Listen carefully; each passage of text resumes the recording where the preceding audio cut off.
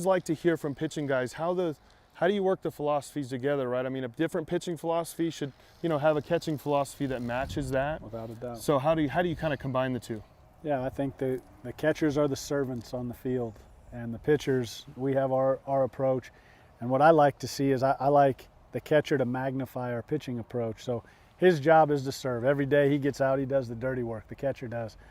But his job is also to take the skills that the pitcher is working on each day, and we have 4 that we really key on: decision making, clarity, breathing, and the attack. So they're not necessarily throwing the slider, but it's built into the philosophy.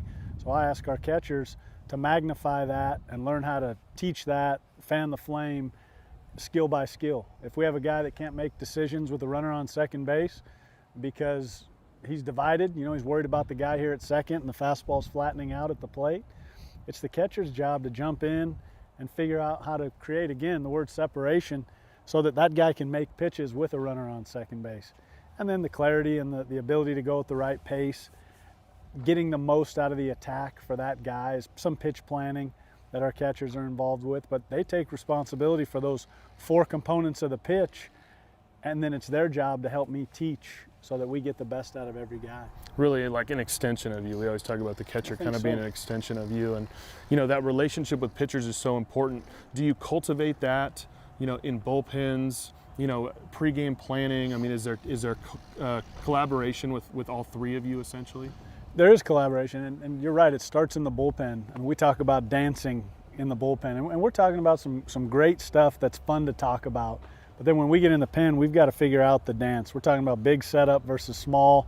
Are we going middle of the plate here? Are we going big? Why? So there's a lot of asking the catchers, hey, why would we set up small for Nathan Schneider in the middle of the plate?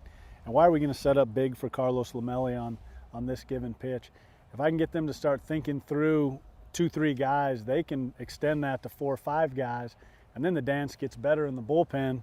I'm setting up here now because, and when we get in the game, then it's been repped out and it's pretty natural. In the 3-1 count, they're going to the right spot, they're doing the right things, and some of it's post communication with the pitchers. What are they saying when to keep that guy going, and then who needs the catcher to say nothing and just get out of their way?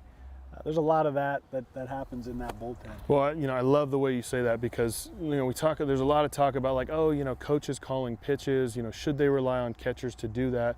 Well, there's a ton of information out there, and coaches have a little more time to analyze that information and to implement it. But I love that you're including the catcher in all of that talk, right? There's so much of just like, hey, guys, run out there, hey, whatever I call, put it down, and you can kind of, disengage the catcher, almost shut the brain off a little bit. Yeah. But I love that you're incorporating and saying, hey, yeah, I'm calling certain pitches, but I need you to understand the situation in which I'm calling that pitch, right?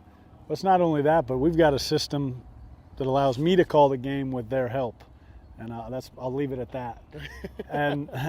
But they also can turn their mind off.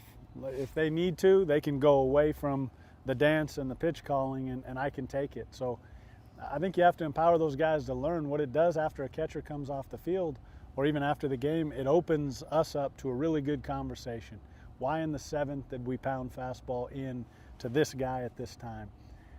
Sometimes it comes from his urging, sometimes it comes from me just calling it, but we can talk that through, and then, it becomes the